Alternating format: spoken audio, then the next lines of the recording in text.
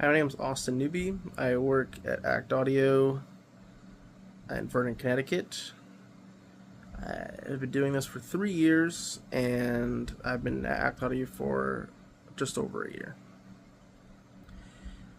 The biggest challenge that I think that I've had to overcome, professionally, is so when I first started out in the field, I was working at Columbus Car Audio, and there's like 12 installers, some of them with 25 plus years experience, and that's all they've been doing. So I had a large wealth of knowledge when it came to troubleshooting, or if I wanted to learn how to try and do something better, I could just ask someone and they could point me in the right direction.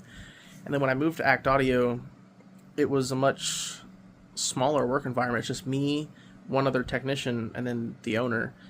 And so I kind of had to become very proficient on my own and independent.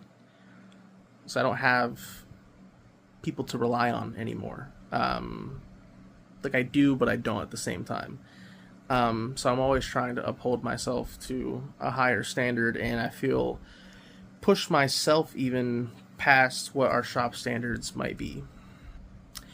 I think my coworkers describe me as a fun guy. I like to crack jokes and listen to music real loud, like everyone else does, and kind of jam out, have a good time, and I like to laugh, and just enjoy as well. One of my favorite parts about my job is that I get to just kind of have fun all day. It doesn't really feel like working a job. So, and influence in the store culture, everyone kind of seems to be upset when I'm not there, and we have our own group chats, and we go and hang out, we go to the bar on the weekends and stuff like that. So we don't really quit talking once we're not at work. So I feel like we kind of create a nice little friend circle out of the people that are there. So we go and hang out all the time. So I feel like it's been pretty impactful for everyone. Part of my installation philosophy is to do it once and do it right.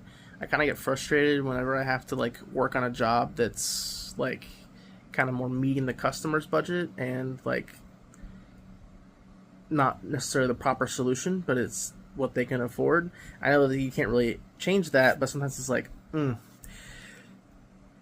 because I know they're not going to be totally happy, and we could do better even with remaining in a slightly larger budget. It doesn't have to be crazy insane install every single time, but just a little bit more or a little bit different of a direction could get us to a really good solution that everyone would be happy with. But sometimes you just get stuck not being able to do that. So I really like to kind of do it once, do it right, yeah, and make it good. It should be good. I honestly, when it comes to your basic stuff, I don't want customers to remember anything about my install. I want it to be so it's not even there. When it comes to something a little bit more custom, I want to kind of try and implement factory aspects of the car. That way, it feels almost like an OEM plus upgrade instead of just something cool, I guess. So something a little more OEM plus. It's kind of my vibe.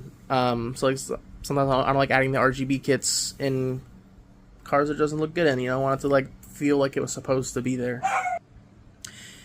As for industry professionals that I feel like have had an influence on me, the first one would be Terry Galentine. He was kind of my mentor at Columbus Car Audio, and Terry was always kind of a step above. So when we started doing laser type work with acrylic, he was the only one that had any kind of interest to pick it up and learn it. When they started doing CAD and a little bit of 3D design stuff, he was the only one that took the time to learn it, and I learned it and then he would show me, and we would learn together. All the other installers, when it comes building a sub box, they would just do their math, kind of write it down on a notepad, old school style, and make the box. And no shade, but I just feel like Terry was trying to take it to the next level, and he was really trying to make it in CAD, and he was working late to design grills and stuff to make out of acrylic. And just really trying to elevate himself and the whole shop to the next level with those kind of things. And I tried to pick up on that.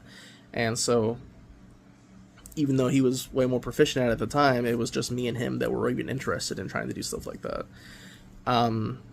And he was commission based too, so it only, he got paid for the labor hours, but he always took the extra step to make sure the job was done properly. Like even when it comes to like doing like XT30 connectors on tweeters and just little stuff that people would just throw like female like spades on, and he would like solder the wires and do like a connector that way. It's all very professional and serviceable, and I thought that he had the cleanest installs in the shop, and it was really impactful to be like trained by him. I try and carry them out, but I want to be better than Terry. I want to push myself past Terry. I want to be part of the top 50 installers this year because I feel very passionate about this kind of work. I'm always trying to read about it and learn more about it, and I want to educate people on it. It's more than just a job to me, and I want to be better. This feels like a career, a profession that doesn't get any kind of love, and or people don't know what we can do, and I want to kind of make it known in a way that there's a lot more to it, and there's skill involved. But at the end of the day, it's more than just a job to me, and I feel strongly about it, and I want other people to feel strongly about it as well. Also, this is my toolbox. Drawers are labeled for when people ask. Gotta have the can cooler for the energy drinks. Picture of my fiance. Petrified bugs, a little baby. Power inverter. Very power supply. Flashlight, soldering iron, gum. This is like my everything drawer. Everything I need 9 times out of 10 for an install. It's a little messy, but it's the typical tools. And then like you got like wrenches, other screwdrivers and bigger pry tools and stuff, like tape measure, bits, work surface. Then we got the nothing, like hammer, roller, drill bits, grommets, stuff like that. Meter, test light, tone generator that I made. PPF tools. Junk drawer, some sound deadening. The wire drawer that everyone has. And like some sockets, pliers, 1/2 inch. Yeah. One more thing I wanted to add, I was looking through the questions. I feel like one of my specialties is kind of like sound dampening. I feel very passionate about that. I feel like people don't really know about it. I do like a lot of reading about it. It's like one of the most important aspects of a sound upgrade is to reduce the noise floor and the resonance. It's been absolutely huge in my car. I think it's kind of like my car doesn't even have a DSP in it. I think my car sounds better than like a lot of fully fledged DSP systems, and I really attribute it to the sound deadening.